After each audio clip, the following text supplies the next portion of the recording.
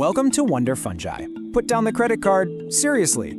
If you're just getting into mycology, I bet your head is spinning. You're seeing these endless lists online, right? Flow hoods, massive sterilizers, impulse sealers. What even is an ultrasonic fogger? It makes you feel like you need a lab straight out of NASA just to grow a few mushrooms. And I'm here to tell you, it's overwhelming, it's way too expensive, and honestly, most of it is just junk you don't need. And that right there, that's the big secret. That's the whole idea behind what we're talking about today.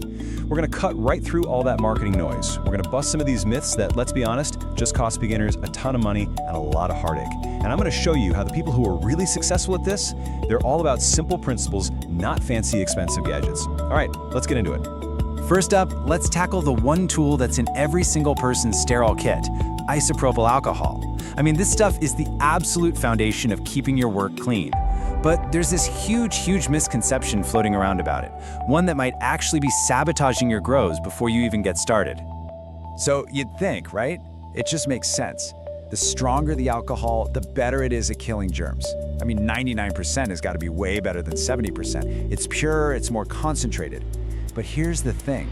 In the tiny world of microbes, what feels like common sense can be totally wrong. The real kicker? That bottle of 99% alcohol is actually way less effective for what we're trying to do. Okay, so why? What's the science here? Well, first off, just look at how fast it disappears. That 99% stuff, it evaporates in like 5 to 15 seconds. Poof, it's gone. Now for a disinfectant to actually work, it needs to hang around. We're talking at least 30 seconds of contact time. So right there, the super strong alcohol is just gone before it can do anything useful. But that's not even the whole story. The real secret isn't just about time, it's about how it kills. And this is where it gets really cool. The 30% water in the 70% solution isn't a bug, it's a feature. It's the secret weapon. That water actually slows everything down just enough for the alcohol to soak all the way through the germ's outer wall and kill it from the inside out. It's like a Trojan horse. Now, the 99% alcohol, it hits that germ so hard and fast that it instantly hardens the outside, creating this tough little protective shield.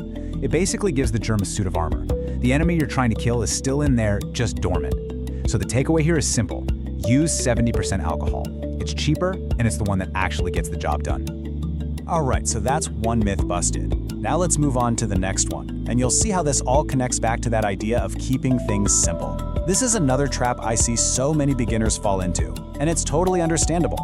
You want to give your mycelium a nice, warm, cozy home to grow in, so you buy a heating mat. Yeah, this is the big myth, that your mycelium needs some kind of external heater to get going. You gotta warm up those jars, you gotta heat those tubs. And look, this single idea has sold so much gear that's not just useless, it's actually bad for your grow. It's just plain wrong. Okay, let me be blunt. Heating mats are a complete disaster for growing mushrooms. They don't heat evenly, they create these nasty hotspots at the bottom of your jar or tub that literally cook your grain and your mycelium. They bake your substrate until it's bone dry. And you know what's even worse? That extra heat creates the perfect tropical vacation for bacteria. Bacteria love it hot, way hotter than your fungus does. So you're basically rolling out the welcome mat for your #1 enemy. So why don't you need them? It's because your mycelium is alive and it's working hard. As it eats through all those nutrients in the grain, it generates its own heat. It's a natural little furnace. That whole jar, that whole tub, it's a living ecosystem that's making its own warmth. All you have to do, your only job, is to put it in a room with a pretty stable temperature. You know, just regular room temperature is usually perfect. The mycelium handles the rest all by itself. Okay, so we've covered a couple of big things you should not buy. So what should you get? Let's talk about the single most critical, most important, most game-changing piece of equipment you will ever own in mycology.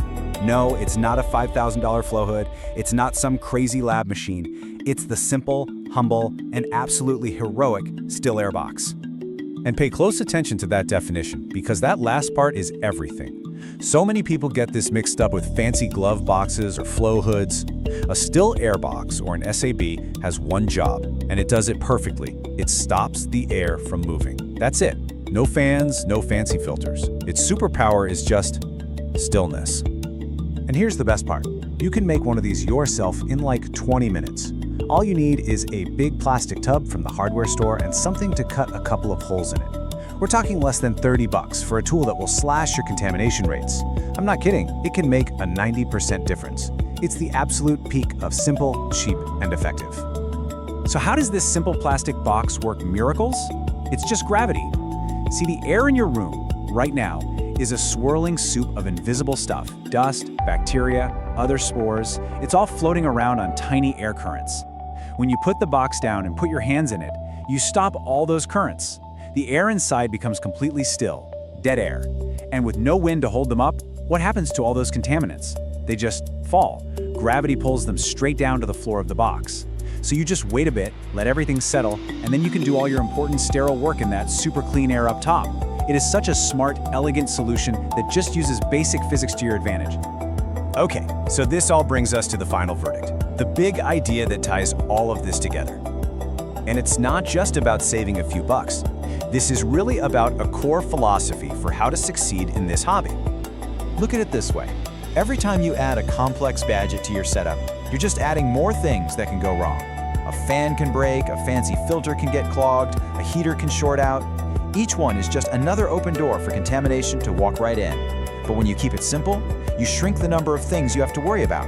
You're taking back control, and you're relying on solid, repeatable techniques instead of complicated machines that can and will fail you. So what's the bottom line? What do you actually need to get started? This is it. This is the whole list. Your homemade still air box, a spray bottle with that 70% alcohol, some gloves, a roll of mycopore tape, and a simple torch to flame sterilize your tools. That's it. With just this handful of cheap, simple items, I promise you, you can get results that are just as good and honestly probably better than someone who spent thousands on a high-tech lab. So please just burn this into your brain. Your goal isn't to build the fanciest lab on the block. Your goal is to create the cleanest, most repeatable process. And almost every single time, the simplest way is the best way. Focus on your technique, not on your shopping cart. Keep it simple. Keep it clean. Please like and subscribe to Wonder Fungi.